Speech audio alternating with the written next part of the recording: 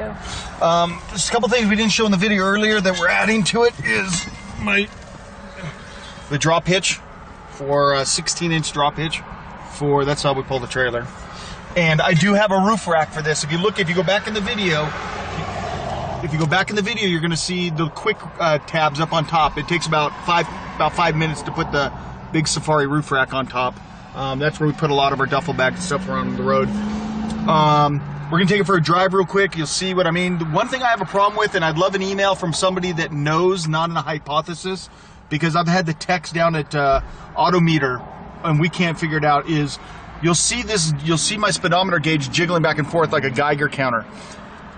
These are all programmable gauges, so if you change the size of the tire, you can change and make this accurate. The problem is it's counting miles accurately, and you can tell by putting in program mode. But for some reason, the speedometer has some kind of static interference.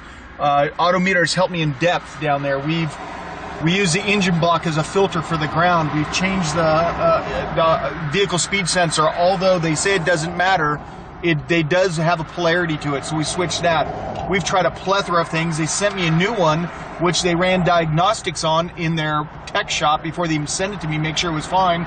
It did the same thing, so can't figure it out. Does count miles accurately. I know what I'm driving by the miles. I use Randy's Pinion Gear, their calculator on their website. You measure the tire exactly.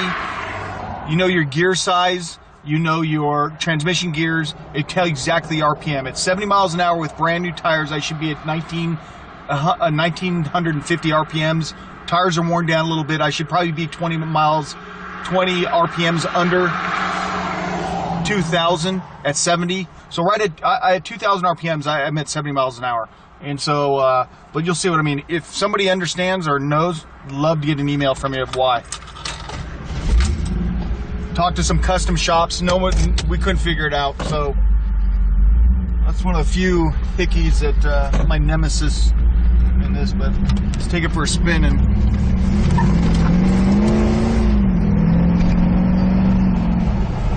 Whee!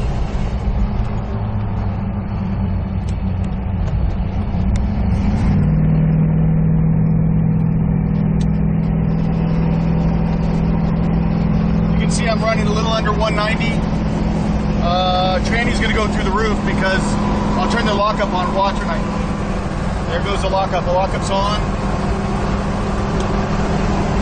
So it is a ratchet shifter. You can see the way I'm driving it. So I'm not at 70 yet. Let's take it up to 70.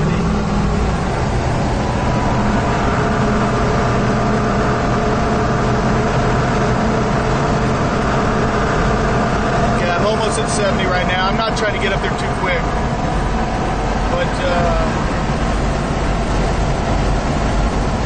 yeah, I'm about 70 right now.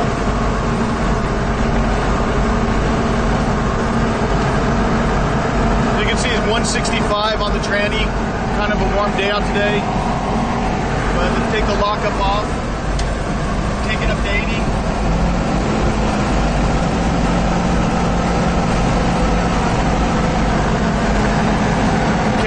Right now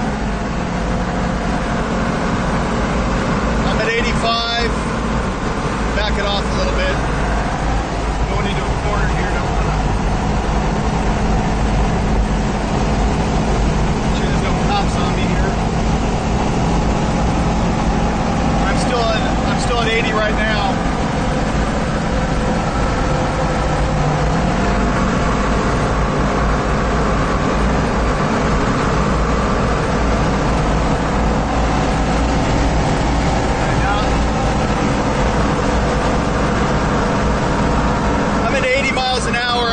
At 2,400 RPMs. So I could cruise at this all day long if I wanted, which I have. I've had it up almost 100.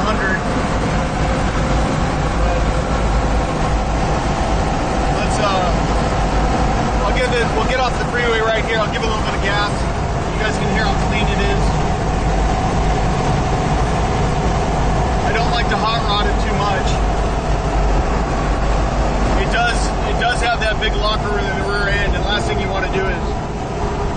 it at a, you know, in a curve and have that locker lock up on you and pitch you over sideways. So I try and or turn the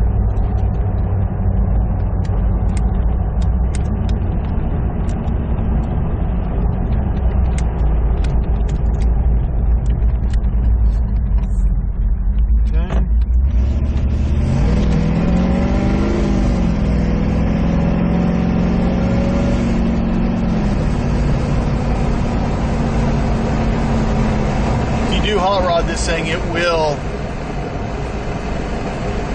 We got a car behind me. Let me let it pass real quick. And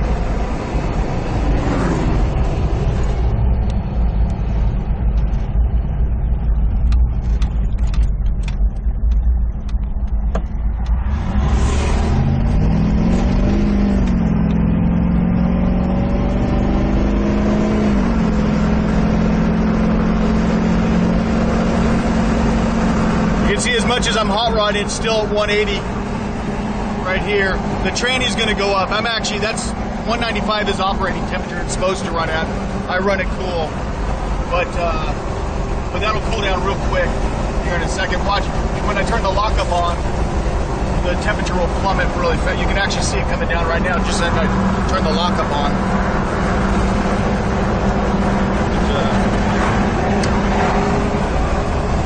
It is a ratchet shifter, so you can downshift.